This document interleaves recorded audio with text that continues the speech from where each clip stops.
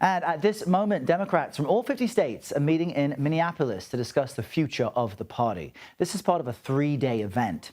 Just last night, Minnesota Senator John Hoffman took the stage to discuss the current political climate. Now, that name may sound familiar because Hoffman was shot 9 times at his home earlier this year in what has been deemed a targeted attack. The shooter then killed Minnesota House Speaker Melissa Hortman and her husband.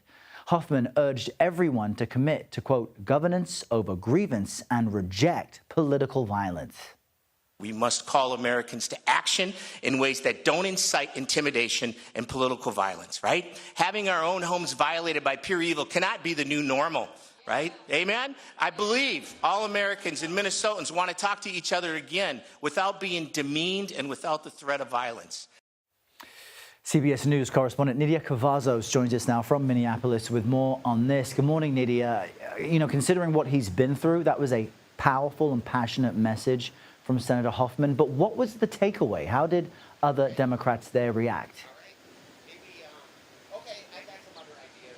Democrats in the room who were listening to those remarks responded with applauses, with standing ovations, and the other speakers who came before and after him also echoed the same sentiments. And the message here was that politics should be about policy. It should be about making people's lives better. But they all say that this isn't the current situation with today's politics, and hence this is why it's creating this violence that we're seeing across the country. Now, Ken Martin, the party's chair, also spoke and also largely condemned the violence, the disagreement that we're seeing across the country, and he urged the Democratic Party to stand together, unite, and also fight against President Trump. But let's take a listen to what he had to say. For years, there were values that united us, regardless of ideology, regardless of party. Values that weren't Republican or Democrat, but American values.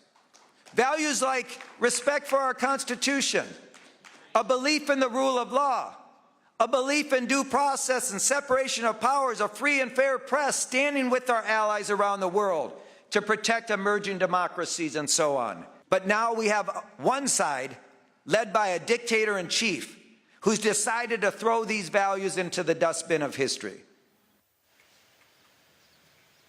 Now, Ken Martin said it's also time for party members, party officials to come together, fight against President Trump, because he says he's simply sick and tired of the Democratic Party that is bringing a pencil to a knife fight, and says it's time to take action, keeping in mind those American values that have long represented what this country is made up of. So, Nidia, this is a three-day event. Those were some highlights from day one. This is day two. How will Democrats, you know, to extend your analogy, switch the pencil out for a knife if this is a knife fight? How will they do things that really resonate with Americans? Well, we're going to be seeing some of the bigger issues that are also representing a test to the Democratic Party and its different factions. We are expecting a resolution today that's going to be introduced that's calling for the party to take a universal stance when it comes to the very contentious issues of the Israel and Hamas war.